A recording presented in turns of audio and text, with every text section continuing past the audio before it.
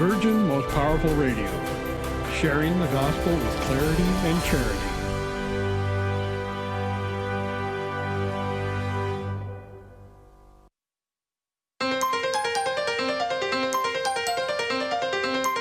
And now, Virgin Most Powerful Radio is pleased to present Hands-On Apologetics with renowned Catholic author and apologist, Gary Michuta.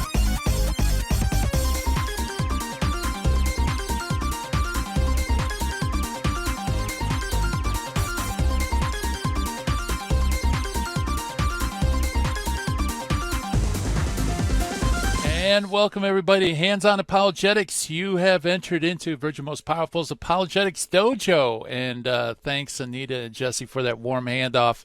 I appreciate it. And yes, it's time to jump into learning how to explain, defend the faith with clarity, charity, and confidence. Got an awesome show in store for us to finish out the week. We're going to have the Curt Jester on, Jeff Miller, and he's going to share his journey of faith and also his life on the internet. And it's going to be fascinating. As you know, the Curt Jester, that is a staple amongst early Catholic blogs. I've frequented it a lot. I know a lot of my friends have as well. And so we're going to hear a story and find out how evangelism on the internet started, how it's developed, and where we are today. So it's going to be a lot of fun. He's going to be coming up on the other side of the break. And also, we are going to have a Finding the Fallacy. Since it's Friday, we switch things around. Instead of looking at an informal logical fallacy, we look at a propaganda technique. Today's propaganda technique is the glittering generalities. And also, we meet an early church father. Today's early church father, by the way, is actually a group of people. It is the First Council of Constantinople. So, got a lot of great stuff in store for us, but before I begin, let me give my shout-out, my yoo-hoo, my hat tip to all of you watching live stream on Facebook and YouTube. Hello, everybody. Welcome aboard. Also, I'd like to welcome all of you listening on radio around the country and also via podcast around the world. You know, that just constantly blows my mind that the Midwest Command Center is transmitting to the far corners of the globe through the internet. I'm of the age where it was pretty much an event in my household if we received an international letter. Remember those real paper, super thin envelopes you get with the barber stripes around the edges? But now today, I'm getting emails from all over the world who listen to this program over the internet, and it's just awesome. It's awesome that, we live in a wonderful era where evangelism is so powerful, so possible for everybody. And that's why you need to get on board, folks. You need to do apologetics in place. God has given us social media so that we can reach out, help explain the faith, defend the faith with all our friends. And there's lots of different ways you can do that, of course. Tell people about programs here on Virgin Most Powerful Radio. Share it with your friends. We appreciate it. It helps us. Also, if you haven't subscribed, please do, because that also helps the visibility of the network. It helps our outreach to reach people. And I guess I will do a shameless plug at the beginning of this program, as I have been. But it's been a ton of fun. I just started the Apocrypha Apocalypse project, where we're trying to bring about the apocalypse, that is the unveiling of the 7 Old Testament books that Protestant Bibles don't have. And a lot of our separate brethren don't even know they existed. They don't even know they were part of early Protestant Bibles. So part of the project is I'm going to have friends on there. We're going to do live streams. I'm also doing a lot of videos where I take a lot of the stuff that I've written in my books and put it into nice bite-sized pieces, because a lot of people don't read now. They watch videos. So I'm trying to leverage that. And you can help me, too, with my mission. If you could, check it out. It's called the Apocrypha Apocalypse channel on YouTube. And if you can, if you're interested, please subscribe and like and all that stuff. That helps a lot with me as well. So many thanks for those who have done it, and my thanks in advance for those who are about to do it. I truly appreciate it. Okay, without further ado, why don't we jump to the Finding the Fallacy? Like I said, every Friday we look at a propaganda technique, and these are important just because you need to be aware of when people make poor arguments. or use propaganda. Actually, propaganda isn't even an argument. What it is actually a substitute for an argument. It's a way of sneaking in under our cognitive radar, our critical radar, to manipulate us socially, emotionally, stealthily, to do or believe or buy something that we otherwise wouldn't. So it doesn't operate with evidence and arguments.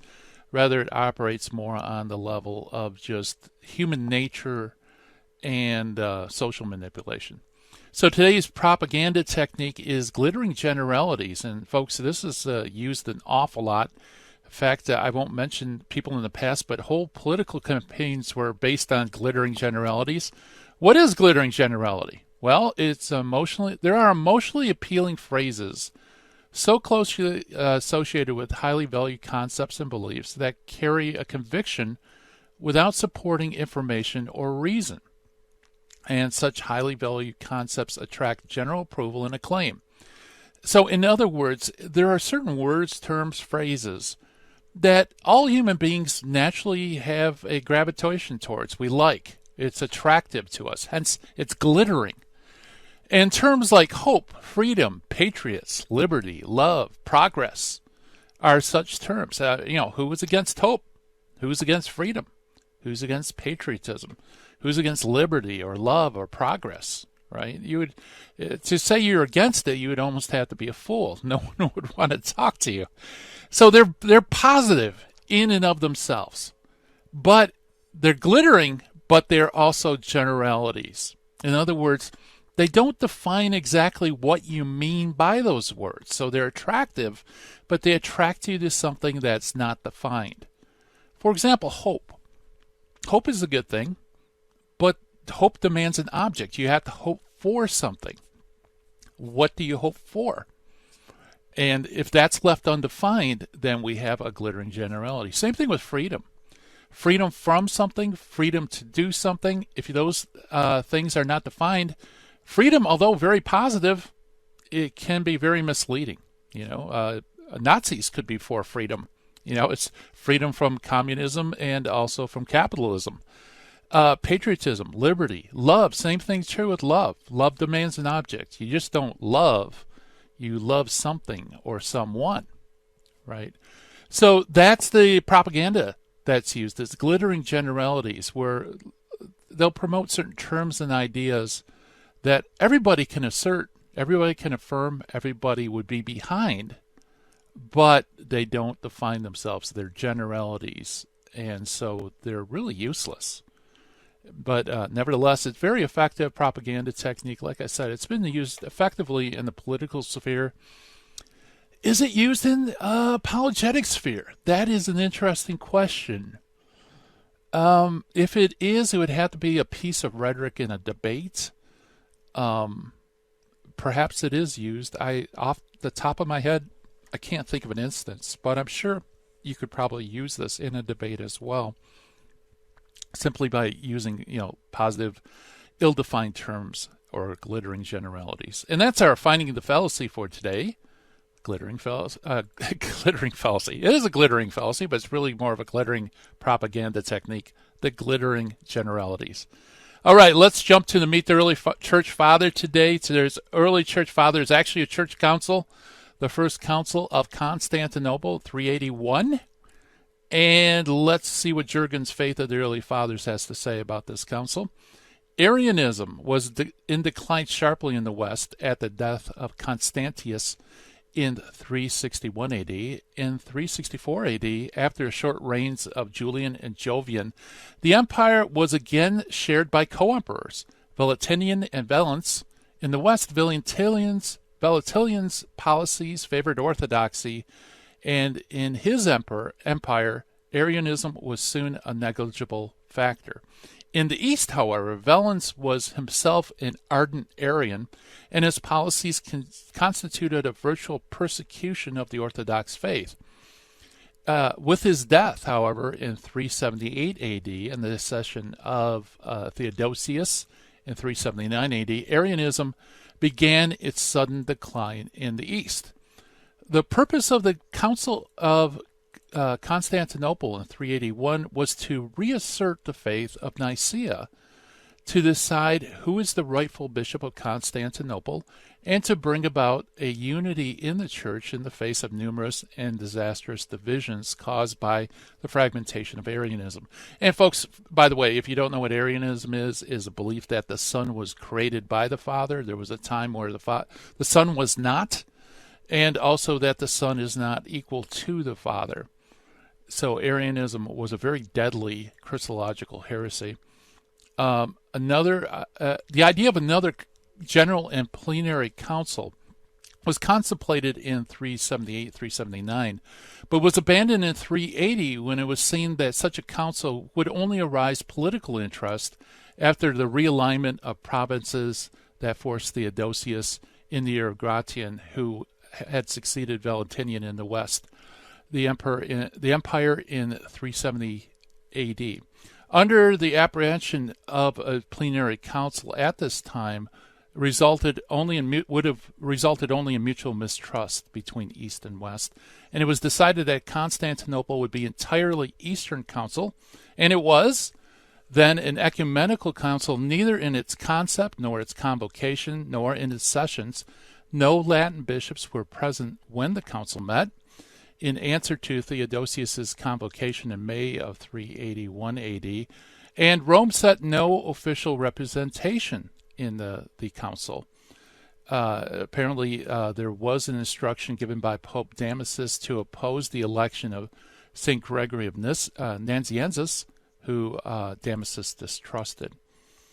Nevertheless, the council did meet. There were 36 bishops, and not only did they reaffirm Nicaea, but they also fought against the Pneumato-Macchian party, who denied the divinity of the Holy Spirit. And that's our early church father for today, the First Council of Constantinople. Coming up next, the Curt Jester. Jeff Miller himself is coming on the show. Stay tuned, folks.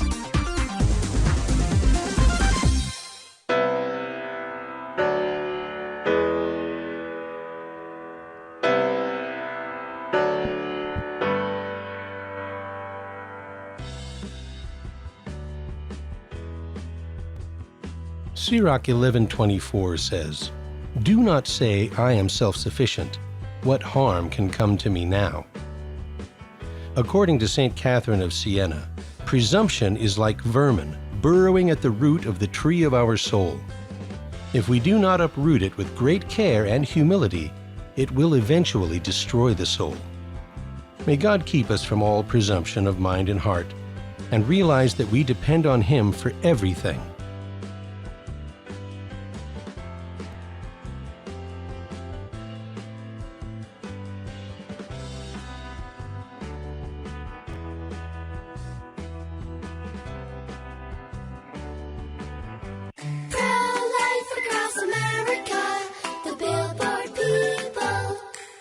Did you know my mom's gonna have a baby? She is? Will it be a boy? Or will it be a girl? We don't know yet, but we heard the heartbeat and my dad said this is gonna be someone very special. You mean like being a president? Or maybe a doctor? Well, probably maybe like a singer or dancer, I think. Hello, my name is Marianne Koharski. I'm the director of Pro-Life Across America. We know that every baby is a miracle and has the potential to do great things. If you know someone who is pregnant or in need of alternatives or assistance, or would like to support the work of Pro-Life Across America, please call 1-800-366-7773 or visit our website at prolifeacrossamerica.org. Pro-Life Across America is non-political and totally educational. Pro-Life Across America, the Billboard people. This is Terry Barber. I want to thank you for your support here at Virgin Most Powerful Radio. Here's an easy way to do it. If you're going to sell or buy a house, call Real Estate for Life, 877-543-3871, because they're going to get you a Christ-centered agent to purchase your home or to sell your home. And at the close of escrow, a portion of his commission goes right back to Virgin Most Powerful Radio. Call 877-543-3871. Thank you so much for your support. Now, back to Hands-on Apologetics with Gary Machuda. If you'd like to join the conversation, call 888 888-526-2151. Here's Gary. And welcome back, everybody, to Hands On Apologetics. And I have to tell you, one of the best things about being the sensei of a radio program is it allows me to meet people whose work I've admired over the years and have followed, but never actually got a chance to meet. And that is our next guest. That is the Curt Jester himself, Jeff Miller. Jeff Miller is a former atheist who spent 40 years in the wilderness before his conversion to the Catholic faith. He's a retired Navy chief, all-around geek, bibliophile, and longtime blogger at the Curt Jester. And Jeff, welcome to Hands On Apologetics.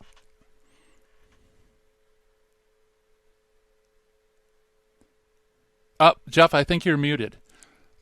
I see you talking, but I don't hear you.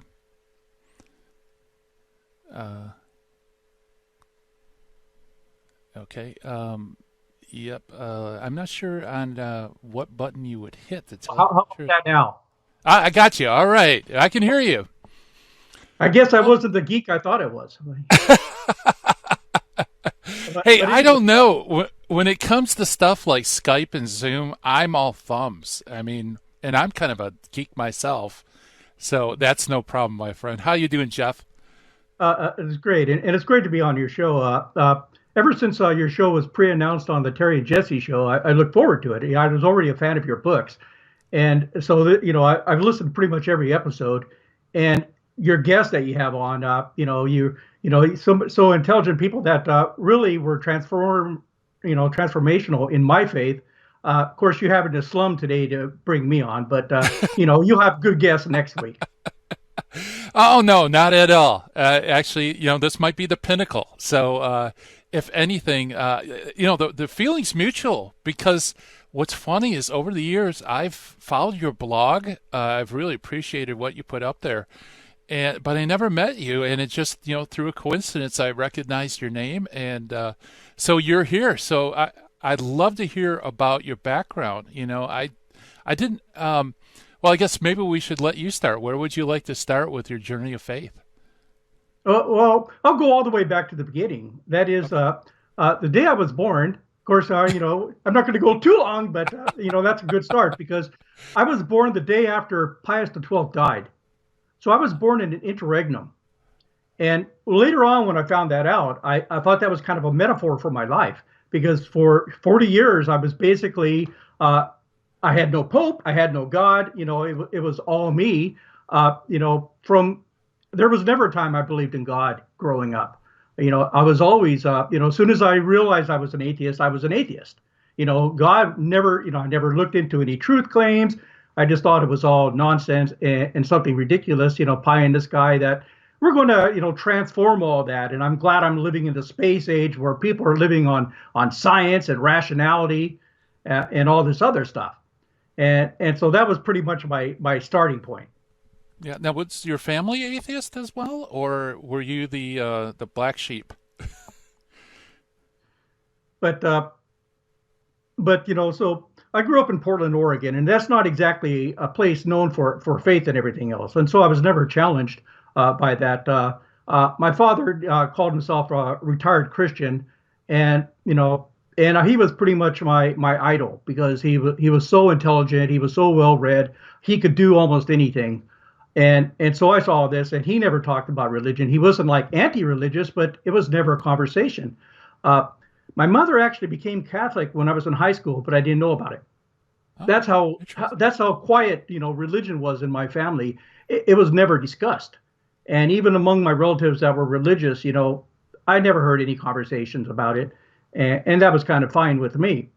And so, all those points, and then of course I grew up in a space age, and, and I was, I was kind of a kid that, put together electronic kits. When I found Isaac Asimov, that was like my lodestone. All the grandmasters of science fiction. This was my core of what to believe in. Scientism was my philosophy, even if I did not know what the term was. I delighted in science. I delighted in the wonder of the world. In the universe. All these things were just so amazing to me. But I was kind of like the guy that, was admiring a painting and said, man, this is beautiful. This is wonderful. And so he says, well, would you like to meet the artist? Artist? There's no artist. This painting just created itself. It's just there. And so I was that guy, that never really pondered that all this stuff came from somewhere else other than my own, being in existence. Wow. Yeah. Yeah. So you grew up a science geek, huh? And never really thought about God. When was the first time that somebody brought up the artist? When that maybe there's a little bit more than just science. Well, I mean, it was way into my adult life. I was, I was still in the Navy, and I was driving around on the Beltway up in D.C. and listening to the G. Gordon Liddy show, and some atheist caller came in, and G. Gordon Liddy gave him a short treatment of Aquinas's 5 Ways of Knowing God, and it kind of stunned me. That what? They have some rational arguments, something that I'd have to ponder. So that kind of freaked me out a little bit. But of course, I quickly ignored it and just put it on the back burner and everything else. Later on, years later on, I was starting to lose my faith in atheism a bit. That people that were identified as atheists, I really didn't respect. And I was growing to admire people that I knew that were, professed Christians and everything else. And that, that for me, family became a very strong thing, very important of. And I was kind of seeing the way marriage was being denigrated and all these things. But still, I didn't want to lose my atheism. I mean, that would mean I'd have to change my life or something. And so I started reading the atheist philosophers and everything else, went on an Ayn Rand kick and everything else, which is kind of a sad thing for an adult to go crazy on her. But, so all this happened. And then God hit me with a 2x4. I was riding my bike to work, and I saw a car. I knew it was going to hit me. And my light didn't flash before my eyes or anything like that. But at the moment, is this it? Is this it? Well, I got, hit and thrown across the street into a very busy intersection and everything else. But, no major, damage and everything other than a whole bunch of stitches and bruises and all that stuff. I was very lucky to walk away from that. But there was like the first kind of underpinning that, I really don't believe that in annihilation, that was going to be it. Because before then, it was just like, when you're dead, that's it. Annihilation, you're gone. You wrote it. That's all there is to the story. And so that kind of, opened me up to, well, maybe I got to do something about this. Yeah, that's interesting. So it took a car hitting you to kind of knock you out of the nihilistic, it's lights out and that game over after death. Yeah. And then, and of course, really the main things is kind of the awareness of my sins and everything else. G.K. Chesterton said that, why did he become Catholic? To get rid of his sins. And so I was realizing that, hey, there was so much stuff in my life. I was an arrogant, selfish, inward guy, and everything else. And, I didn't really like that about myself, but, I didn't really see any possible way to change any of this stuff. And of course, so that fact, of course, it's all sheer grace. All conversion is sheer grace. But a major thing was my wife, Socorro. She died, almost 4 years ago, but she was my Saint Monica. She prayed, I'm pretty sure, daily for me. She was just, the rosary was, she had that rosary. And, all those years I had denigrated her faith and everything else, thought it was all superstition and everything else. But, her self-giving, her selfishness and everything else, that was a transforming, factor. But I needed to get caught up intellectually with that. And so I went through read the religion section of the library phase, where I just went to the library and just started pulling books off the wall. So I read a lot of junk. But oddly enough, I started getting a theological spidey sense of knowing when things were junk, when things weren't good. So I was reading, Protestant and Catholic stuff and other stuff.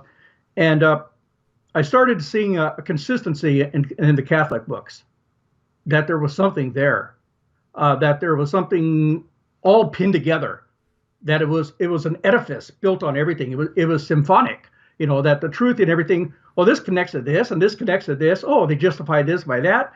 And so, as Chesterton said, is the difficulty of explaining why I'm Catholic is that there are 10,000 reasons, all knowing to one reason that Catholicism is true. And so that intellectual part was very important to me. Yeah. Was there any specific books that kind of, you felt was very influential during this phase? Well, a whole bunch. I could pretty much list all the authors that Carl Keating talks about all the time, all the English authors and everything else. I mean, I became I'm a giant G.K. Chesterton fan, as you might have noticed. But, that was it. But the main thing, Peter Kreeft, his handbooks of Christian apologetics with Father Ticelli, when I read that was just, that was so gratifying to me, because I was wondering, okay, I seem to be having a conversion experience and everything else, but am I fooling myself? Is this intellectually sound? Is this something that I can actually place, faith on, all that nonsense about blind faith and everything else? Is this something I can trust in? And reading through that, starting to actually getting involved in philosophy and everything else was super helpful to me to say, hey, there's an intellectual background to this that I can dig my teeth into. Yeah. And 20 some years later, there's so much more I can dig my teeth into. I just love everything about the faith. That initial enthusiasm has not left me in any way. Yeah, that's true. Yeah, so that's interesting because your lifelong, you really didn't have a background in theism to really, give you something to step on, so to speak. So you start doubting, whether this is making sense, but am I fooling myself? Is this something solid that I could, like you said, take that step of faith and believe in? I think that's a trial many people go through, especially like you said, like people like you who don't have a Christian background and they're coming out of atheism. Is this really solid, or is this all an illusion? So Kreeft and Ticelli helped. Yeah, that's a fantastic book, just in the sheer number of proofs they give for the existence of God.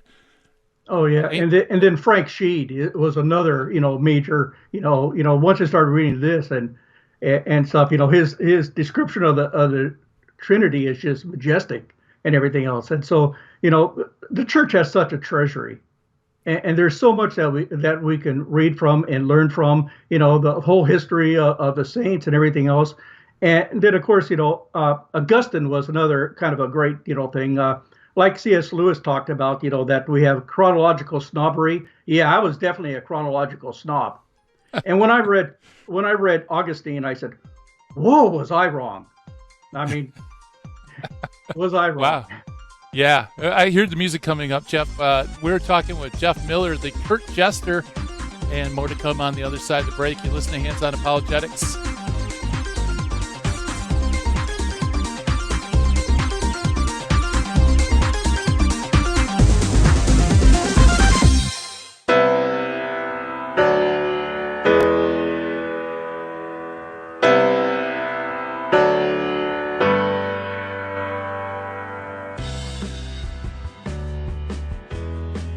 Help the Helpless, a Minnesota St. Paul nonprofit organization chaired by Father of Tyr and volunteers, is humbly asking you for your kind support to help the poor and the handicapped children in India and Ecuador.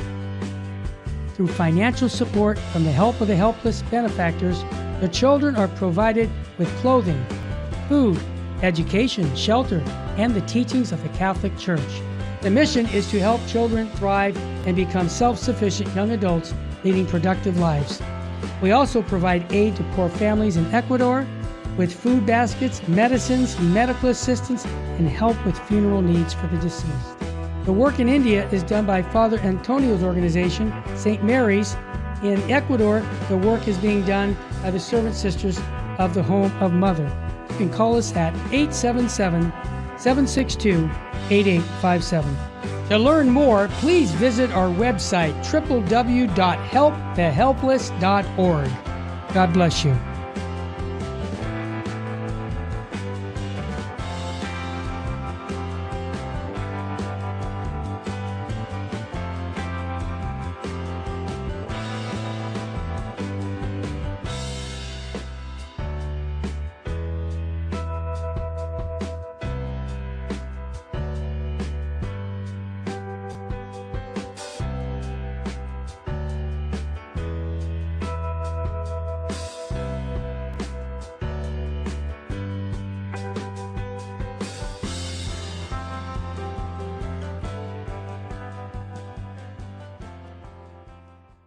Buying or selling your home or your business property? This is Terry Barber. Real Estate for Life underwrites the Terry and Jesse Show. And they can connect you to one of 900 pro-life real estate agents around the world. And when they receive their referral fee, they will give 80% of it to a pro-life organization. Wow! That's 80%! realestateforlife.org, 877-LIFE-US1. This is Jesse Romero. You're listening to Hands-On Apologetics with Gary Machuda on Virgin Most Powerful Radio. And welcome back, everybody. We are talking with the Curt Jester himself, Jeff Miller. And yeah, Jeff, that's really interesting that you start picking up these books because, like you said, you were an avid science fiction reader. So I could see where chronological snobbery would be second nature to you. After all, it's technology is where it's at. Then you pick up Augustine, and he apparently knocks your socks off. Oh yeah, the whole "Late have I loved you, oh beauty so ancient never knew." I mean, that was me, dawning on realizing that Jesus exists, that he loves me, that he cares for me, that he has a plan for me, and all this stuff, and so that was really important. And in apologetics wise, I'm kind of a big proponent, like Bishop Barron is, of the apologetics of beauty, because one of the things that God used was, for all my life, I've been a great lover of music and everything else and singing. And when I was in high school, I was part of the choir, but just, the Christmas songs, the old, sacred Christian Christmas songs spoke to me in their beauty. I love them. I had no idea what they were talking about. They were just opaque to me, but the beauty of the music and just some of the sounding of the words and everything else, kind of transcended me. And so that always kind of stuck with me, that kind of transcendent beauty that I recognized in that. And, as my conversion was just starting to move on, one Christmas, I was looking for Christmas music on the radio, and it was all, Rudolph and very, very seldom these, mostly secular Christmas songs. And so, so I'm searching through the radio trying to find things, and it's just more and more of the secular songs. I like those too, but they just don't have the same impact on me. And so desperately, I went on Protestant radio, because I heard a Christmas song, and okay, here's one and everything else, and then starting hearing the stuff in between, I go, well, maybe I'll stick around, to see what they're saying and everything else.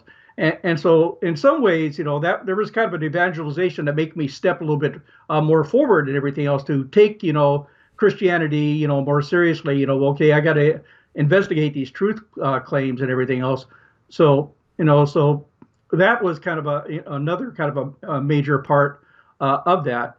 And the other factor, when I retired from the Navy, I moved to Jacksonville. And at the time, Jacksonville had one of only 3 Catholic radio stations in the country. Catholic radio was brand new, pretty much. Okay. And so Catholic Answers, which I am indebted for in every single way. I mean, they were the ones that fed me so much, everything else, especially Jimmy Akin. Like the first time I'm really learning how to think and everything else, that I realized before I didn't learn how to think. That my education was just repeating facts and everything else, and not really going into thinking about life, how things work, how we use our intellect to be able to discover things, and so Catholic Answers was just phenomenal, and they continue to be with me. Just like it was almost when I met Jimmy in San Diego, it was like meeting a rock star for me. I mean, that was just, that was one of those transformational things in my life. And, but, so all these people, Carl Keating and of course, Trent and everything else, all the staff there, they're just wonderful. So that was really important to me, as they have been for other people. But, so around late 2001 or so, I started seeing this new phenomenon called blogs, which was a short term for weblogs and everything else. And I saw an article in the National Catholic Register by Tim Drake on Catholic blogs. Well, I'll go check these out. And there was just a couple in the whole world pretty much. And in fact, I could read through all the Catholic blogs in the world during my lunchtime. And so I started interacting in the comment boxes and everything else. And then so I got kind of the bug. Just a second, hey, I got these things. I got things to say. I want to talk about my experience. I'm a bit of an introvert, so I really didn't have anybody to talk to about the faith. So I said, okay, I'll just write some things. Never expecting that 18 years later, I would still be writing things. And it's one of those funny things about how you don't really know yourself, because my thing was it was going to be kind of a higher level thing like that. I never intended that there was going to be puns and punditry and parody and all this other stuff. So I guess I didn't know myself whatsoever. I thought it was going to be much more serious.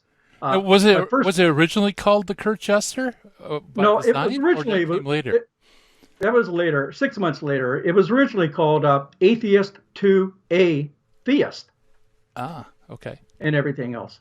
And so I was doing all that, but I quickly discovered that I like to write things humorously and everything else, and so that kind of started me on the journey. And then I bought my own web space to do the Curt Jester on splinteroftruth.com. And it's been kind of an amazing journey and everything else. I never really expected that it would kind of take off and everything else. And through it, I've had all these different experiences. I once guest hosted Catholic Answers, which still stuns me to this day because of that. The people that I've met and everything else. And then when I found out that people would actually send me books to read, I was, that was a turning point in my life. Yeah, right. Yeah, for a bibliophile, that's like buying drinks for an alcoholic, right? It's like keep them. Yeah, help me in my codependency. Yes, right. But still, it was all pretty much an outward thing. This was me expressing my humor, expressing my love for the faith, commenting things on that. Only later did I realize that I was Balaam's ass, that I could be used, in certain ways that I never would have expected and everything else. It still stuns me to this day when I'll see something on Twitter or Facebook. Somebody will message me and say, hey, I read your blog in the early days, and it really helped me to, do this or get that. And then found out one guy that kind of who is now a priest, talked about how influential I was in his kind of conversion to the priesthood. And so you see things like that. So you can never plan those things. Those are all God things. Those are things that you kind of, I'm just Mr. Magoo, walking blindly through the world trying to make my way around. But God can use me and everything else, and so I realized I got talents of being able to make people laugh and sometimes to think, and they should go together. Yeah, absolutely. Yeah, in fact, we had Father George Rutler earlier this week, and that was one of his points, that the true faithful Orthodox Catholics just have this natural levity about them. It's we often think of saints as being dour and not very fun to be around, but actually they're very human and they're fun to, that's what makes them attractive to others. Yeah, it's a human dimension. And of course, everybody, recalls, St. Lawrence's, quip and everything else. But I love the one from St. Thomas More and everything else, where he told the head, the guy who's going to cut off his head that, hey, to avoid his beard, because it had grown since he was in prison and had not offended anybody. And so that kind of levity at the face of death, it's just, I find that amazing. But yeah, humor, it's a very human thing and everything else, if it's used in the right way. It's easy to go into very sarcastic wit and all this other stuff. And so, and it's always a constant temptation. Oh, I got some perfect quip, that I can say against this guy or something like that. And, I always feel better when I don't do it. I don't feel as good when I do give in to that. Right. Yeah, usually, the humor of saints are self-deprecating, or they're just funny sayings or something like that. You don't really see anybody make fun of others, except maybe St. Jerome. Jerome, Yeah. he didn't seem to have any scruples with, skewering his opponents with insults. But Yeah, the great thunderer. yes, yeah, absolutely. So, about when did you start your blog? 2002.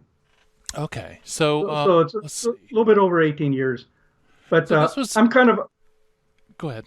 I'm sorry. I feel like an official historian for Catholic social media, because I was kind of there on the ground floor. The first Catholic blog was Kathy Shadle, who had a kind of conversion back to the faith after 9/11, and so her blog, Relapsed Catholic, and everything else is pretty much the first really kind of became a Catholic blog in the world, even though now she's pretty much all political stuff. And then later on, Amy Wellborn, who's just such a wonderful writer, she started her blog the day before 9/11, and she's still writing to this day. And she's just one of the most insightful minds in the Catholic world, as far as I'm concerned. And so I started seeing, all these people and everything else, and that are still around, that are still blogging. So I saw this phenomenon that kind of build up, and then. I also saw the very early days of Catholic podcasting, back in, I think it was around 2005. The first Catholic podcast was called Catholic Cast with Jason, and Jason something, I can't even remember his name anymore, but it wasn't short-lived. But then they had shows like the Rosary Army started a podcast, and they're Adventures in Unexpected Living, the Willits family and everything else. And Catholics in a Small Town. I mean, all these blogs, all these podcasts are still around, and I found that was a very good medium for people, because people could talk about their personal lives that really touched other people, and there is a immediacy with podcasting, even with blogs and everything else. Is that before we just consumed media, now we can interpret, we can comment on things, we can reach out to people and talk to them, and of course, that's all the good and the bad comes with that and everything else, But it's mostly, there's a lot of things for the good. I remember Jennifer Fulwiler, who has now her own show on Sirius Radio. Back when she was an atheist, or kind of starting to question, she was asking questions on her blog about things. Yeah. And I remember, us going back. I remember, interacting with her and other people that were, giving her advice on what to look at and everything else. And of course, now she's in the faith. Wow. Well, here's the music coming up. We are chatting with the Curt Jester himself, Jeff Miller. More to come on the other side of the break. You're listening to Hands On Apologetics.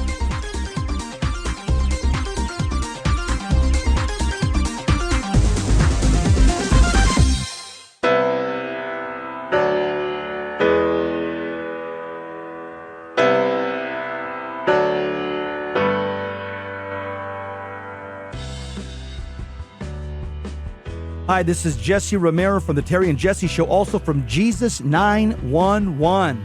Let's face it, we all need to use the internet, but we need screen accountability. Why? Pornography is a huge problem, especially on the internet. And every time we tap into the internet, we get bombarded with images and temptations that degrade our humanity. So we need Covenant Eyes to block these pornographic sites and advertisements from infiltrating our lives. Covenant Eyes helps us take custody of our eyes and custody of our intellect. So I recommend you go to covenanteyes.com and type in the promo code VMPR to support the network. Protect yourself and your family from the imminent threats on the internet. www.covenanteyes.com, code VMPR, live porn free. Thank you for listening to Virgin Most Powerful Radio. Thank you. God bless you. Keep the faith.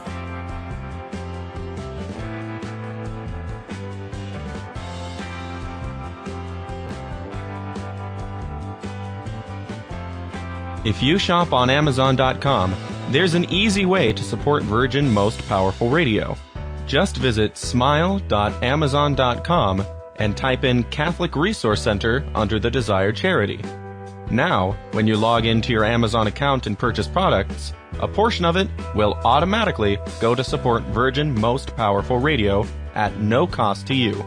Thanks in advance for supporting CRC and VMPR, and may God richly bless you and your family. Buying or selling your home or your business property? This is Terry Barber. Real Estate for Life underwrites the Terry and Jesse Show. And they can connect you to one of 900 pro-life real estate agents around the world. And when they receive their referral fee, they will give 80% of it to a pro-life organization. Wow! That's 80%! realestateforlife.org, 877-LIFE-US1. Now, back to Hands-on Apologetics with Gary Machuda. If you'd like to join the conversation, call 888-526-2151. Here's Gary. And welcome back, everybody. We are chatting with the Curt Jester himself, Jeff Miller, who has a very formative and influential Catholic blog, apologetics blog, known as the Curt Jester. I've been following it for years. And by the way, if you want to check it out, you could just Google the Curt Jester or go to splendortruth.com and his blog's on there. And Jeff, right before the break, it's funny you mentioned, I didn't realize that because I've heard Jennifer Fulwiler give her conversion story a number of times. And she always credits the comment section in her blog back when she was an atheist, because she said that she could tell that when the interaction between atheists and theists, that the quality of the arguments on theism was so much more strong and cogent that gave her, she felt that, hey, this is a credible position that I need to look at seriously. So that she was kind of referring to you and some other people. Yeah, that's, we think now of comment sections as a kind of a toxic swamp and everything else. And there was a time when, blogs were edifying, that they just weren't invaded. They were looking at people as true seekers, people that all loved the same thing. And so there was a lot of great conversations that were going on. I'm sure that some still go on and everything else, but people kind of try to avoid them for the most part because of that. But yeah, her conversion from that. I remember Elizabeth Scalia talking about one time. She works for Bishop Barron now, and she was talking about a conversation she's having somebody on Twitter that was very negative against her at first and everything else, and then there was a conversion that kind of followed from that and everything else, from their conversations, their short little things like that. And so there's still things like that go on, that God can use us, us our imperfect tools of communication to wake people up, because we never know when somebody's going to be alive to that moment in life. I think of Jesus's parable of the workers that are called at certain times of the day. We never know what time. When I was a young atheist and everything else, or even an older atheist and everything else, I was rocky soil. I wasn't open to anything in faith. And in fact, this was a pretty odd story. One time coming back from deployment, my wife tells me that she had been deathly sick and everything else from a drug interaction and everything else, and that she couldn't move or anything else.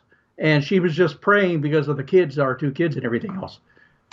And so, and she told me that, and then she told me that, she was praying and that the rosary on the wall started glowing and everything else, and that our children had seen this, and my children, two children, weighed in and said that, they saw this glowing thing.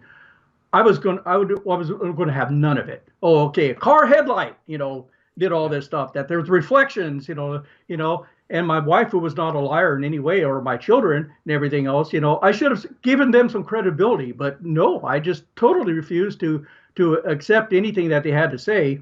On my way into conversion, I actually saw this rosary glow and everything else. And so I was going to full St. Paul route, test everything. I was putting it into a box, shutting it down to make sure there was no, there wasn't phosphorescent or anything else. And, just a second, I can't see how this can possibly be happening, even though I was kind of open to faith, then I did, and a miracle had actually happened before my eyes, and everything else was kind of stunning to me. But then again, I think of the 40 years in the wilderness, they saw miracles every single, day and everything else. And still, they didn't repent.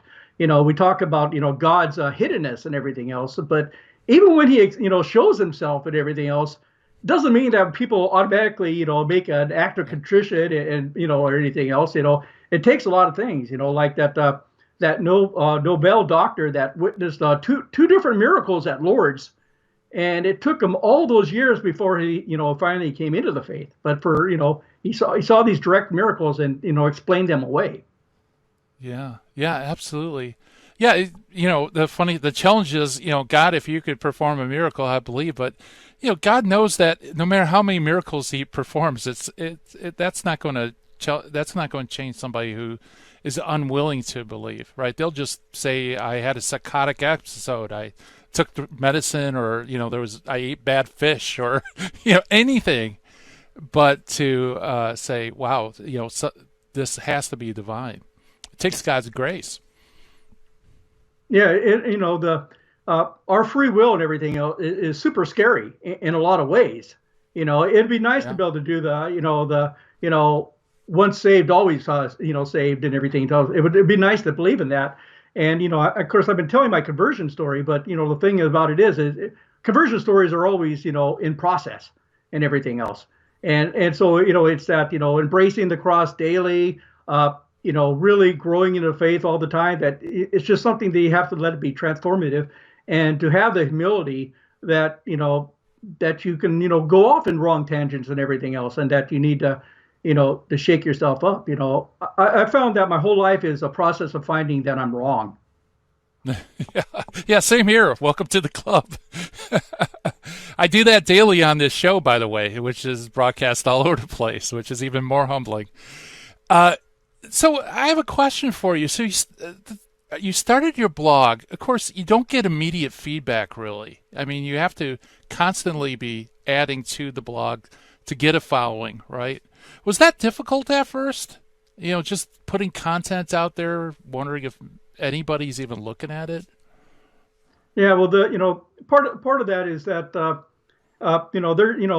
was trackers, so you knew where people were coming from, and other Catholic blogs were linking to me, and so I was aware that there were people who were actively reading me, and there was times when I had things like National Review linked to me, and other major blogs and everything else, and so I knew that I was growing an audience, but as far as I never expected to do any kind of writing whatsoever. That was something that I never thought that I would do. And then the fact that I would be, creating humorous graphics and everything else. Another thing I never thought I was going to be, would do or anything else. But these all kind of combined and everything else, because you find an audience and you kind of find what it is that that you get and everything else. But sometimes you have to just let yourself, be yourself, even though if you get no feedback or anything else. And sometimes you find out later that thing that nobody commented on and everything else was important thing. So we just kind of let people find out where they want. There's this one science fiction author I know who had a conversion to the Catholic faith and everything else. And as a writer, he talks about that, for every writer has pretty much like one golden book, a book that somebody else loves, and maybe it was just that one person or anything else. And that's the same thing with evangelization. We don't know and everything else. As Father Pacwa says, hey, I'm not in administration here. I'm just, boots on the ground, doing what I can, and just doing that. Yeah, and that's true in apologetics. You often don't hear about how you influence other people, conversions that may have stemmed from something you say. I know just what you're saying is exactly my own experience. It's usually the things you don't think are important, maybe offhanded comments or just a side point that you make in a talk. And then later people will come up and say, wow, what you said really changed me around. And they'll tell me, and it'd be like, I didn't think it was important. But that's what they needed to hear at that time, We don't always hear about doorstep, it's rare you get doorstep conversions. You only hear it if God willing, sometimes you hear it after the fact. Yeah, what I've been most surprised at is sometimes I read something from one of my old comment or an old post and everything else, and I'm kind of surprised I wrote that. I just, you know, sometimes we surprise ourselves that we have a kind of a muse. I know a lot of writers, fiction writers, they talk about a muse that characters take them a place that they didn't expect to be going, and that they're part of the journey themselves. And sometimes one of the least things we usually know about is ourselves and everything else. That's why we can't judge each other. We can hardly even judge ourselves. St. Paul had it right when he said, I don't even judge myself. Yeah, that's true. So you did some radio work. Did you ever venture into the podcast area? No, I mean, I've been tempted at times, and I've appeared on a couple different podcasts and everything else. But I'm even though I'm doing fine right now, I really don't have the total vocal acuity to be able to to host something of myself and everything else. I'm kind of fine when things, and then if I'm talking about my most important subject, myself, I can talk forever. Okay. Yeah, I was going to say, look who you're talking to right now, Jeff. I mean, talk about poor vocal acuity. And I'm the host, so I don't know if that's disqualifying, but I always think if you have good content, people will gravitate to it because people gravitate to what's true. Yeah, that's it's just one of those things. I'm becoming a bit of a generalist, like Pat Flynn. Is that before I used to think that that it was being a master of none was really something bad or something like that. But now I'm starting to embrace that. There's lots of things I can love, and there's lots of things I can discover, and lots of things I can learn about, and I can get better at it. It's not an easy process to get better at things, but it's kind of great, and it's kind of enlightening because we never know what we're capable of until we push ourselves. I mean, here I am. Next month, I'm going to be becoming a discalced Carmelite, and for secular, and the idea that somebody with no background in prayer, was so drawn to the Carmelite tradition and everything else, and who loves Saint Teresa of Avila with everything in my soul and everything else, that I would even think about going on such a journey. But God will give us the tools. If we're going to have friendship with Jesus, we have to talk to him. And so that was something early on. I said, I got to get this prayer thing. I'm really not very good at it. In fact, I was once offered a book offer on how to pray badly. Huh. I guess they figured I was the subject matter expert on it, I guess. Well, you are a bit of a generalist. I mean, you do graphics, you blog, you do humor, you look at church documents, you dive into philosophy. You really do take all sorts of different skills and put it together. So I could see where you would be attracted to, like, Pat Flynn's generalism. Oh yeah, that's those types of things. I mean, anybody that makes me think, is what I love, and that people that can bring up these odd comments and go, okay, I need to consider that. I need to bring that into my worldview, and I can concentrate on that for a while and everything else. And so there's just so much out there. Yeah, absolutely, Jeff. Where can people go to access your blog? The Curt Jester. You can find it at splendoroftruth.com. All right. Well, thank you so much for coming on the show. It's been a lot of fun. Yeah, it's been great. Awesome. That's Jeff Miller, the Curt Jester. Check it out, folks. Go to splendoroftruth.com and check out his blog because, like I said, very influential, great humor, and just great stuff. Man, the hour has flown, but never fear. Terry and Jesse will soon be here with the Terry and Jesse Show. Thank you so much for listening, and talk to you later. In the 1990s, I lived and worked in Hollywood. But when my wife Betty's mom took ill, we relocated to Orange County. And it was during this time in our lives that I converted to Catholicism. Once my eyes were opened to the truth, I couldn't learn enough about the faith. But I had less free time than ever, especially with a long commute. That's when I discovered the real value of Catholic audio. Listening to cassette tapes transformed my daily commute into a miniature retreat. And that's the beauty of Virgin Most Powerful Radio today. Since the podcasts are archived, you can listen anytime on our smartphone app. I know how listening to Catholic audio can bring you closer to Christ and His Church.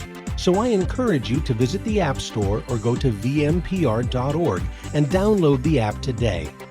It just might change your life. I'm Matthew Arnold for Virgin Most Powerful Radio.